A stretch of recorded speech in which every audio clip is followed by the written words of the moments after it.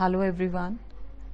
Today I am here to remind you about the past of the country and when we remember our country's past, the one thing that comes to our mind is the horrendous British rule. While British came to India for the purpose of trade, but by the time they left it in 1947, they already ruled over India for more than 100 years. Unbelievably, British became rich, but we Indians lost our lives and our livelihoods. And by the time they went or they left India, India was split into many unhappy parts. This chapter talks about the history of India from 1757 to 1857 till the first war of independence, that was in 1857. The chapter Glimpses of the Past is written by S.D. Sawant, where he has given excerpts in the form of comic about the incidents that happened during those times. So without much ado, let's start reading the chapter Glimpses of the Past by S.D. Sawant. Writer of the Glimpses of the Past, S.D. Sawant, who is also known as Shivaji Sawant. Children, take a look on author's journey here.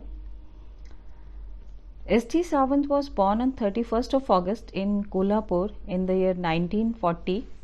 He was an Indian novelist. He has written Marathi literature. He wrote the famous Marathi novel Mrityunjay. He was the first Marathi writer who got Murti Devi Award in 1994. He was a writer, he was a teacher and an editor too. He was Vice President of Maharashtra Sahitya Parishad since 1995 and he died at the age of 62 in Goa in the year 2002.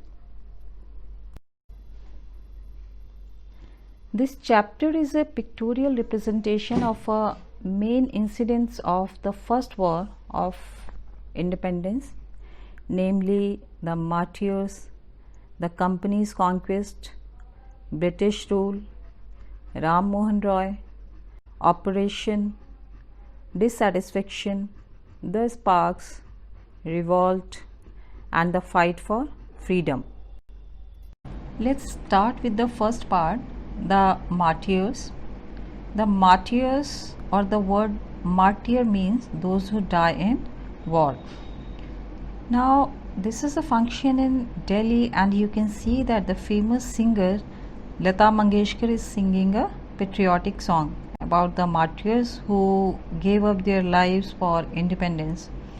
Leaders such as Jawaharlal Nehru, Lal Bahadur Shastri and Indira Gandhi are listening to the song that urged everybody to remember the sacrifices of the freedom fighters.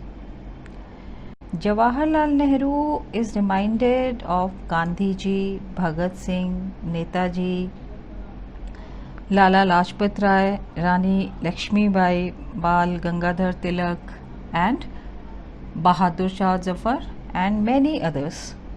The song "Ae Mere Watan Ke Logo" has always been the closest to every Indian's heart because it reminds us of sacrifices made by our respectable freedom fighters that we owe our life to them.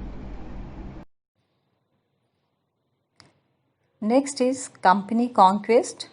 With its superior weapons, the British East India Company was extending its power in 18th century India.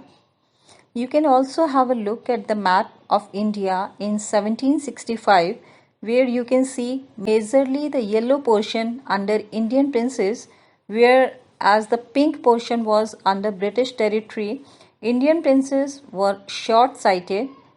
Take a look here. That upstart Rajaba called the English merchants. They will help me to defeat him. The people had no peace due to such constant fights. Their rivalries helped the East India Company and it could easily subdue Indian princes one by one. A far-seeing ruler like the brave Tipu of Mysore fought the British till he died fighting. How did Indians react to these conquests? Different peoples have different reactions. Like someone said, "Thank God, there is peace in the country now. No more wars and no looting by thugs." Whereas some others said, "It is God who sent the British." Whereas some others said, "Our destiny is linked with them." Someone said, "The white man has killed or dethroned our kings."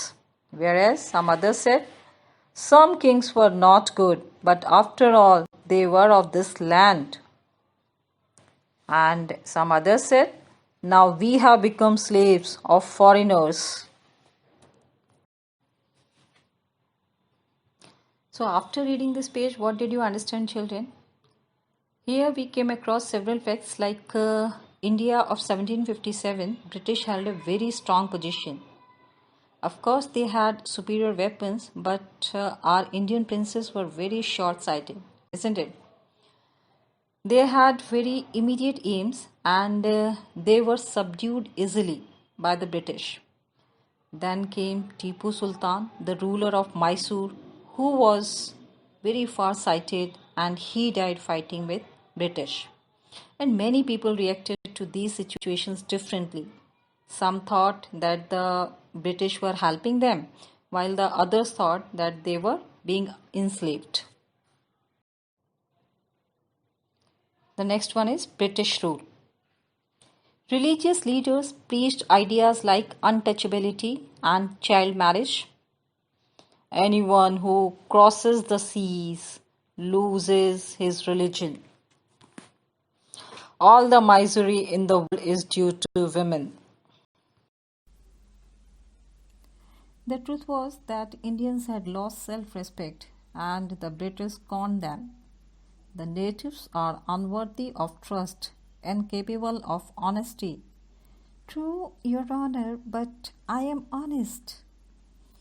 Being merchants, the British wanted quick profits. Their heavy taxes forced farmers to abandon their fields. But your men are taking all my crop. You are still in arrears. If you don't pay next week, I will send you to jail. Inevitably, famines followed between 1822 and 1836. 15 lakh Indians died of starvation. Still, the British invented other methods which gave them more profit. The good manufactured in England should not have any import duty when brought into India. A good idea. The East India Company's laws began to cripple Indian industries. The British policies ruined the expert artisans and their business. Children, now from 1765 to 1836, the religious preachers started following or preaching the practices like untouchability and child marriage. The Indians had totally lost their respect and the British took the advantage of this. They scorned them, they humiliated them. The farmers and artisans were heavily taxed. The imports from England that was totally tax-free, but the worst thing was that they cut the thumbs of the artisans so that they were never flourish. This is all about in this chapter. We will continue the same chapter in my next video. Till then, take care. Thank you.